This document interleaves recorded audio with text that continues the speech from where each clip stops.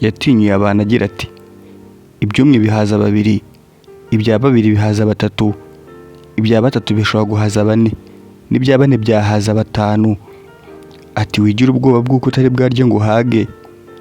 Sheikh Nduwamungu Idrissa si ibi byonyine yagarutseho, yivugiwe mu magambo avuga ati iyaba abakire n'abakene batangana, abakire bajya barara bafunguye amazu yabo, tukareba ibitanda byiza baryamaho, tukareba ibyo byiza barya. Atari ko kubera ko babizi neza ko babitse ukuri kutari ukwabo, bakora ibishoboka byose bakugarira, bagakinga, bagashyiraho abazamu n'imbwa zimoka ku bipangu byabo, bashyiraho amacupa n'ibindi kugira ngo utaza kubinjirira. Akabisobanura agira ati barabizi ko batabitse ukuri kwabo, bafite ubwoba bw'uko abo babikiye ukuri kwabo ko igihe icyo ari cyose babageraho bashobora kuba babamerera nabi. Sheikh Nduwamungu Idrissa, inshuti y'aba mama, abasaza bamwiyumvamo, urubyiruko twakwita nk'abajenizi, abo ngabo nabo bose bagiye bakurikira inyigisho ze. Sheikh Nduwamungu Idrissa ubundi ni muntu ki? Sheikh Nduwamungu Idrissa amakuru ye kenshi ntago agaragara ku mbuga nkoranyambaga, cyokora ibiganiro agiye akorana n'ubu ngubu abantu benshi baracyabisubiramo bakabyumva. Ibi biganiro agiye akora akenshi yagiye agaragaza impamvu nyinshi udashobora kuba waganira n'injiji. Yivugiye amagambo ati ntukaganire n'injiji kubera ko injiji iyo muganiriye ishobora kuba yagusiga ubujiji bwayo, kubera ko injiji nta bimenyetso zigira, kuko injiji iyo zibuze ibimenyetso nta kindi zakwifashisha uretse kugutuka. Sheikh Nduwamungu Idrissa ni muntu ki? Reka tumuvuge muri kiganiro cyacu. Waba ufite inzozi zo kugura ikibanza, kugura inzu ndetse n'imitungo itimukanwa yose, gana Ukuri Real Estate Agent. Turagufasha kukurangira aho wagura ikibanza cyiza kandi ku giciro cyiza.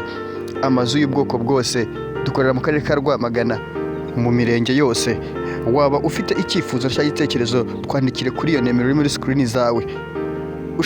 Icyitonderwa, waba uri mu Rwanda cyangwa se uri Rwotamasimbi, aho hose turagufasha, tuguhuza n'ugura ndetse tukabahuza n'ugurisha. Ibi byose tubikora ku giciro gitoya, tubaha ubwisanzure mu kumvikana ku giciro cy'icyo kibanza cyangwa se cy'uwo mutungo utimukanwa. Icyo mwumvikanyeho natwe tukaba aricyo tugenderaho. Ibi byose tubikora dukoresheje ukuri ndetse n'ubunyangamugayo, ubunyamwuga.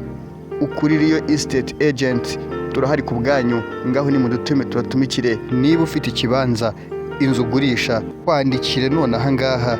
Ntugire impungenge aho waba uri hose, twabitekerejeho, haba i Rwotamasimbi, ubwo ndavuga aba diaspora muri rusange, dutume tugutumikire kuko turi abanyakuri. Turabahuza n'umuguzi ndetse n'umugurisha. Hamagara izo nimero none aha ngaha. Ukuri Real Estate turahari ku bwanyu. Watwandikira ku mbuga zacu Hussein Wukuri kuri YouTube channel yacu, TikTok, WhatsApp ndetse na Facebook, Twitter yahindutse X, aho tuba tuhabaye, Instagram tutahibagiwe. Ibi byose tubikora ku bwanyu kandi tubikora kinyamwuga. Ukuri Real Estate Agent, big dreams in world. Uhamagarira abantu kugira ngo dusangire nabo. Intumwa y'Imana yaradutinyuye iratubwira iti ibya babiri bishobora guhaza batatu, ibya batatu bishobora guhaza bane, mwigira ubwoba bw'uko mutari buhage. Aya ni amagambo yavuganye agahinda kenshi, yenda kure ari gutonganya abantu, kandi icyo gihe ari muri hutuba aravuga ati burya ikiremwa muntu kiratangaje, ikiremwa muntu kiyima abandi nacyo bwacyo kikiyima. Ariko ibi byose yabivugaga ashaka gutanga ingero ku kijyanye no gukunda imitungo. Gukunda imitungo yabivuzeho kenshi cyane, ariko abantu benshi ntago bamwakiriye gutyo nk'uko twabibabwiye.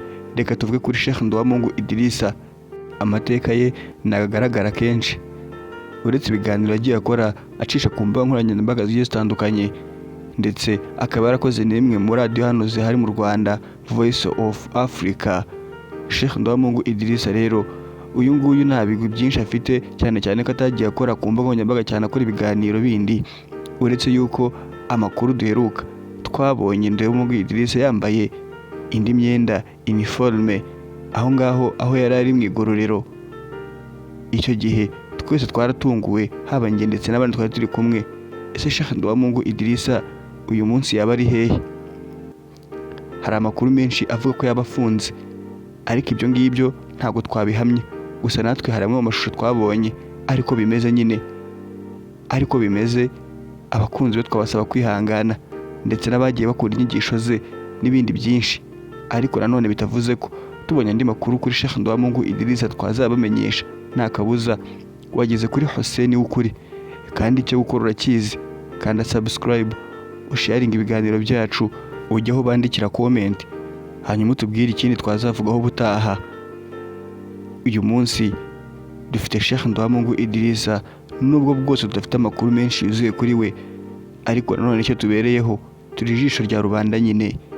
Dukurikire ku mbuga zose dukoresha Hussein w'ukuri, Twitter yahindutse X, Instagram ndetse na WhatsApp, haba kuri TikTok, n'ahangaha turi kuri YouTube.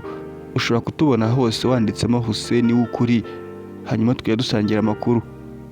Ibi byose twabiteguye twifashishije inyandiko ndetse n'amagambo twagiye dukura ku mbuga nkoranyambaga, kugira ngo tubagezeho umwimerere ndetse n'inkuru n'ibiganiro byaranzwe na Sheikh Nduwamungu Idrissa. Aya magambo yaratangaje yagarutseho, yarivugiye ati: muri gushishikazwa no gushaka imitungo, ariko iyo mitungo nanone mukayishakira abana banyu, aho kubaha uburere bwiza ndetse mukanabigisha idini n'urukundo rwa Kisilamu. Iyo mitungo bazayipondamo amatabi, ntacyo bizabamarira rwose. Bazayigurisha uyu munsi, ejo bazaba barimo kuyikoresha ibindi bindi. Sheikh Nduwamungu Idrissa yagiriye abantu inama ati: ntimugashishikazwe no kurundanya imitungo, kubera ko kurundanya imitungo ni nako abanzi benshi bagenda biyongera. Twavuga byinshi kuri uyu mugabo w'umuhanga, umufilozofi. Bamwe mu rubyiruko bamwita papa, izina ryose wamwita, gusa afite impamyabushobozi yuko ari umusheikh. Uyu musheikh rero byinshi twagarutseho n'ibindi tuzagenda tuvugaho mu kiganiro cy'ubutaha. Mujye muri comment mutubwire se mushaka tuzakora igice cya kabiri. Ngaho reka tubasigire amwe mu magambo yaranzwe ndetse akanavugwa na Sheikh Nduwamungu Idrissa. Nizere ko muri bwaryoherwe. Kora subscribe, kandi nibagirwa gusharinga ikiganiro. Jya muri comment tubwire icyo kuganiraho ubutaha. Hasta la vista. Bashoboye kuba bagira icyo bakora, bagateganyiriza, bakanabikira, bakanatunganyiriza inzira abo bagiye kubyara. Bivuga ko wowe nugira amahirwe yo kuba wavutse muri uwo muryango. Niyo mpamvu burya hari abakungu b'umutungo muhahano, hari n'abakungu b'umutungo mubyarano. Bivuga ko wawuvukiyemo, uwukuriramo, barawukuraga cyangwa barawukugabanya, urawugabana. Ku bw'ibyo ntabwo ufite imvune nk'uwavutse aho yavutse mu mutungo, yavutse mu muryango udafite hepfo na ruguru, batari bashoboye kugira icyo bakora uretse kumubyara. Wa wundi umubyeyi washobora kubura amashereka, ariko akonka icupa cyangwa akonka bibero, akabona amata bamukorera ya buri mwanya, ntagire ikibazo. Ariko uyu nguyu ashobora kubura amashereka, umubyeyi yabura amashereka, umwana akanyunyuza amazi, akanyunyuza amaraso, akanyunyuza ibere kugeza ubwo ribaye nk'isogisi yabuze icyo afatamo. Nyina nta kindi akora uretse gutabaza Imana nijoro, nyina nta kindi akora uretse gutabaza Imana amanywa yose. Imana ntabwo izamanuka ngo izitabare, ahubwo Imana yashyizeho gahunda y'abagomba gutanga ubwo butabazi byihuse. Nta bandi, ni ba bandi Imana yacishijeho umutungo ikawubashyira mu ntoki. Waba warawubiriye icyuya rero, wawubiriye icyuya, ariko hari abakibize bananirwa kuwubona. Waba warawuvukiyemo rero, wawuvukiyemo, ariko hari abavutse kimwe nawe batigeze bagira ayo mahirwe yo kuvukira nk'aho wavukiye. Nuko Imana yagiye irutisha abantu abandi kugira ngo ejo uzagire ibyo ubazwa wahawe. Urabacaho, ni abana b'imihanda, ni abana birera, ni abamayibobo, ni abadafite epfo na ruguru. Ukumva kuti by'abanjye ntabwo bazagera buno buzima ngo babeho barya. Nyamara ejo bundi ushobora kutuvamo ugapfa, hatagize uzirikana ko wazirikanye ab'abandi, hatagize abo Imana ishyiramo umutima w'impuhwe kugira ngo nawe bagukorere, kuko wabaye nyamutegera kazaza ejo, wahaye ab'abandi kugira ngo nawe abawe bazabona babaha, nawe abawe barajya mu muhanda. Ariko ibyiza dukora turabihisha. Nyamara twagombye guhamagarira abantu kugira ngo dusangire nabo. Intumwa y'Imana yaradutinyuye iratubwira iti ibya babiri bishobora guhaza batatu, ibya batatu bishobora guhaza bane, mwigira ubwoba bw'uko mutari buhage. Ariko kuba umuntu yararemanywe ubugugu bigezaho nawe noneho akiyima. Bivuga ko rero urageraho nawe ukima abandi ariko ukagezaho nawe ubwawe ukiyima. Igihe icyo ari cyo cyose uzicara ushimishwa no kurunda, umenye ko urimo kurunda umutungo ari kurunda n'abanzi. Iyaba umutungo rero watangaga amahoro n'ibyishimo, abakungu bajya barara bakinguye kugira ngo turebe uburyo baryama ku bitanda byiza, bajya barya bakinguye kugira ngo turebe uburyo barya neza. Ariko bahora bafite ubwoba bw'uko abo badaha ukuri kwabo bashobora kubagwa gitumo bakabagwaho. Niyo mpamvu uragenda ugakinga, washyizeho inzugi z'ibyuma ukagerekaho n'umuriro kugira ngo ukozeho hashye, ugashyiraho n'umuzamu, umuzamu ukamuha imbunda cyangwa inkoni, warangiza ukazana n'imbwa zimushyigikira, warangiza ugashyiraho n'ibisakuza kugira ngo nihagira urenga umuzamu ushobore kuba wakumva. Ese ayo mahoro ufite n'ayo mafaranga meza atyo ni amahoro ki? Nta kintu kibabaza nko kuba wabwira umuntu ikibazo cyawe, yarangiza aho kugukiza ahubwo akagushinyagurira, akagutereka igikoroto cy'icumi mu ntoki, n'umwana urakimuha akakubaza ati nkigura iki? Niba wifuza ko hari icyo Imana yagukorera, wowe uyikorera iki? Urashaka gutunganirwa gusa, nta kintu na kimwe wowe ukora ngo utunganye ugaragarize Allah subhanahu wa ta'ala ko nawe utunganya. Uragenda bwa mbere ukabona biratunganye, ukumva ko n'ubwenge bwawe, wagenda bwa kabiri ukabona biratunganye, ukumva ko n'ubumenyi bwawe, wagenda bwa gatatu byakwanga bigasubirira udubi, ugahita wumva ko noneho Imana irahari. Mana urampora iki? Ese mu gihe itari ifite ikiguhora, kubera iki wowe utagize icyo ukora ngo ugaragaze ko uyishimira? Ahubwo tuyimenya mu bibazo. Waba ufite inzozi zo kugura ikibanza, kugura inzu ndetse n'imitungo itimukanwa yose, gana Ukuririyo Estate Agent.